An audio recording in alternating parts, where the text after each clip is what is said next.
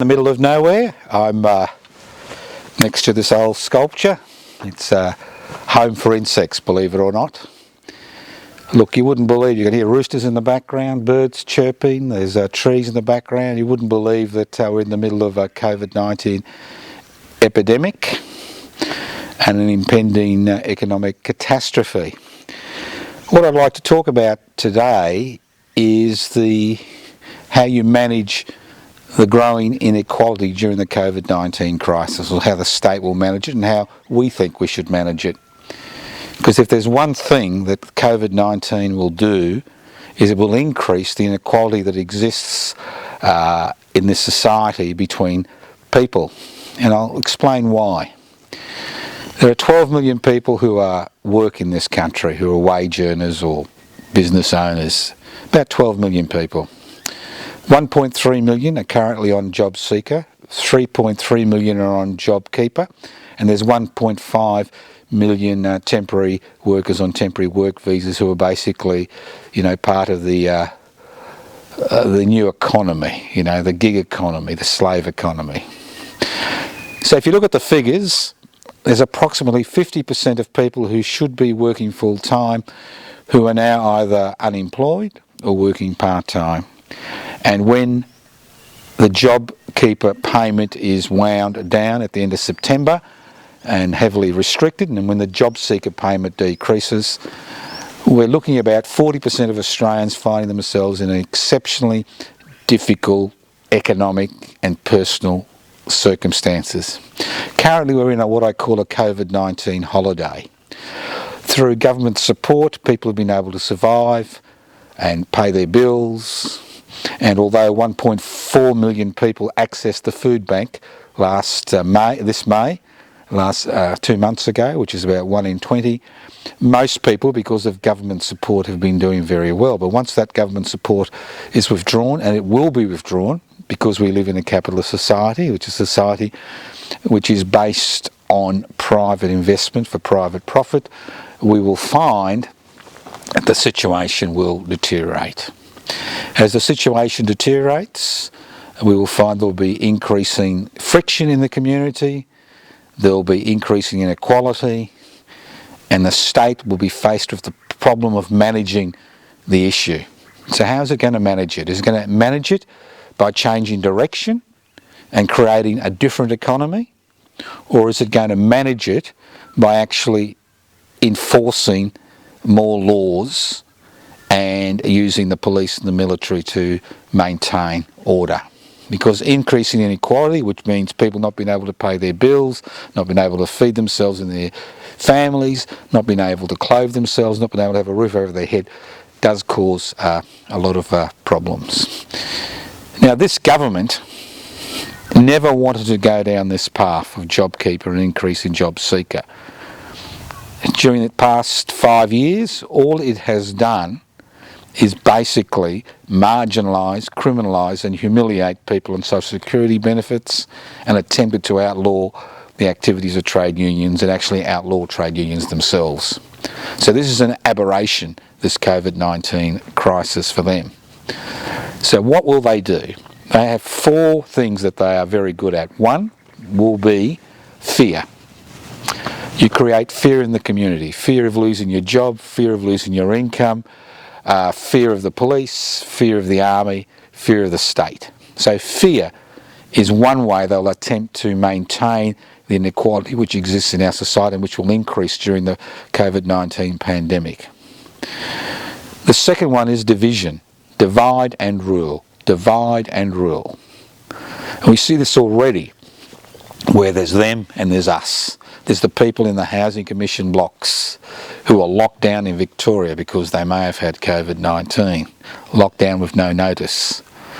There's the increased use of the police in policing COVID-19 restrictions, and now the armed forces.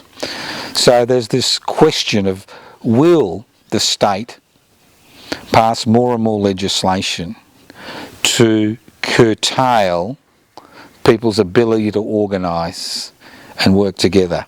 And the problem in Australia is we have a very severe problem, is we have no constitutional protections as far as our rights are concerned. in Australia, there is no constitutional protection against the arbitrary exercise of state power. That's why the state governments can actually lock the borders anytime they like. They can actually quarantine people. They can actually send police to close down a housing commission block, and the list goes on and on. They actually deploy the armed forces around the place. Now, obviously, they're doing that at the present time because to contain the COVID-19 crisis, but at the same time, they can use the same laws to actually maintain inequality, maintain divisions in society. And we saw that. I'll give you an example.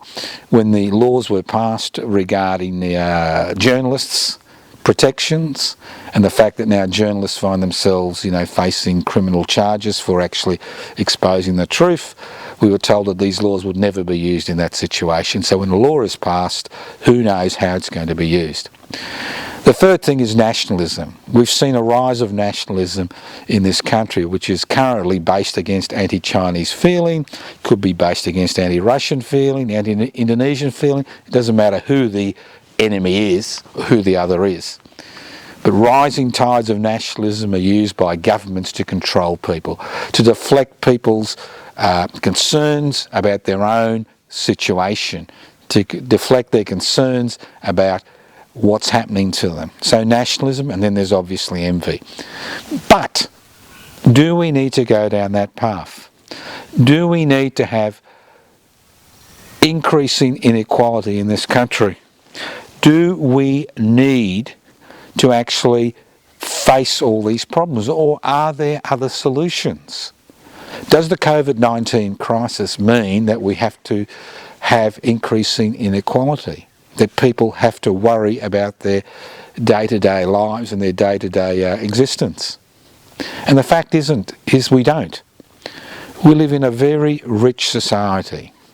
We have 25 million people living on a resource-rich continent. On the ground I'm standing on, across this country, it's replete with mineral resources. Bauxite, coal, iron ore, diamonds, gold, rare minerals, uranium, and the list goes on and on. And only about 2.5% of the population are involved in the workforce in the mining sector.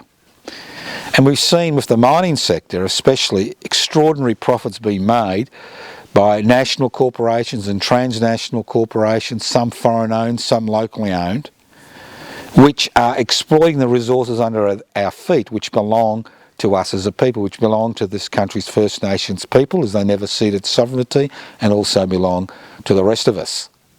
And we are seeing these large corporations exploit these mineral resources and make record profits year after year, creating billionaire after billionaire, year after year, while nothing, or exceptionally little, flows back to the community in the way of royalties and in the way of tax revenue. I'll give you an example. The gas industry, the second highest production of gas in the world after Qatar in the Middle East. And we will get no tax benefits for 30 years because of the convoluted tax laws we currently have. So why should the mineral resources that lie in the ground be used for private profit? We should be thinking about either nationalising those mineral resources and using those mineral resources to set up two future funds, one for Indigenous Australians, First Nations people, and one for the rest of the Australians. And we could raise billions of dollars every year if we had control of those resources. And if this sounds too difficult, and it can be very difficult, it would need radical change, there's always the possibility that in difficult times you need difficult answers, you need to make difficult choices. Maybe we could actually increase taxation, say to 80%. 80% increased taxation on the mining sector. If they wish to maintain their permits, increase taxation to 80%. I mean, it's not their minerals, it's our minerals as a people. It's our resources. Then we have the ridiculous situation, which we're seeing currently, with the world's stock markets actually going gangbusters, making record profits despite the economic catastrophe around the world. somehow they think they are immune, because with the creation of more and more money through quantitative easing, what we have seen is money pour into the stock markets. Why shouldn't we have a 1% turnover tax on the stock market? Every time a stock or bond or share is bought or sold, 1% goes straight into the treasury. You could raise anywhere between $40 to $60 billion every year. So how do you provide this buffer for people? Because if you've got control over your natural resources, you've got control, you have an equitable taxation system which actually taxes the financial sector, not just wage earners, then you've got the situation where you can actually have the resources to create a universal basic income for everybody. Because in the 21st century we have major issues, and those issues are based on a number of problems. One, increase in population growth, over 7 billion people. Limited resources. There are only limited resources on the planet. It doesn't matter how smart we are, the resources are limited. The threat of pandemics, as we're seeing now. COVID-19 is having a major effect. It is a very relatively minor virus. Mortality rate only about 1%. Relatively minor. But 1% of 25 million is 250,000. It can have a major impact on any place, and obviously the fewer resources you have, the more dangerous COVID-19 is. And then we've got the perennial problem of increasing C2O greenhouse emissions and C2O emissions. I mean, the climate emergency hasn't gone away. COVID-19 hasn't affected the climate emergency. It is still there. We still have that issue of increasing CO2, increasing greenhouse emissions. It's quite easy to feel pessimistic about the situation. It's quite easy to think that nothing will ever change. But change comes when people get involved. Now, is it going to be business as usual over the next few years? Are we going to allow growing inequality to be part and parcel of the features of this country? Or are we going to look at alternatives? I mean, we may not be able to meet in large numbers. We may not be able to protest. But we can float ideas. We can start thinking about changes that are necessary in order to ensure that everybody in society shares the commonwealth under our feet. It's about time we moved from a neoliberal economy, one based on deregulation, privatisation, corporatisation and globalisation, to one which is based on the satisfaction of real, not manufactured human needs. And the universal basic income is that buffer that we require in an era where there is increasing mechanisation and increasing issues regarding environmental factors and pandemics, to provide some stability to each and every Australian in this country, each and every person in this country. And that's what a universal basic income is about. It's about providing certainty during periods of uncertainty, during pandemics, during natural disasters, during a climate emergency. And the best way to finance a universal basic income for every individual in this country is through us nationalising the resources under our feet, and through us taxing the financial sector, a sector which does not pull its weight. And this means major political change. It means major changes in the way people think. And in order to do that, we need a political organisation. And that's why I stand here as the Registered Officer for Public Interest before Corporate Interests, encouraging you to join us. It is one thing to watch this YouTube presentation. It's another thing to take the next step and join us in order to become part of a movement. Not just a movement that wants to be involved in parliamentary elections, but a wider social movement. So I encourage you to join public interests before corporate interests and bring forward new ideas on how to ensure that we can remain a society where the needs of each and every one of us is met through a universal basic income, through us owning the resources we stand on, to ensure that this country's First Nations people are compensated for their losses, to ensure that our children and their children have a future despite increasing greenhouse emissions, climate emergency and the threat of future pandemics. I mean, to join is easy. It's very easy. If you're computer literate, you can always download the application form from PIBCI, pibci.net. You can always leave message on 0439 395 489, 0439 395 489. You can always write to me at Post Office Box 20, Parkville 3052, and we'll send you out application forms. Currently we've got about 430 members on the Australian electoral roll. We need another 120 before we can apply for registration as a federal political party. I hope to be able to apply for registration by the end of the year. In order to do that, we need your support. It can be business as usual, or it can be a change in direction.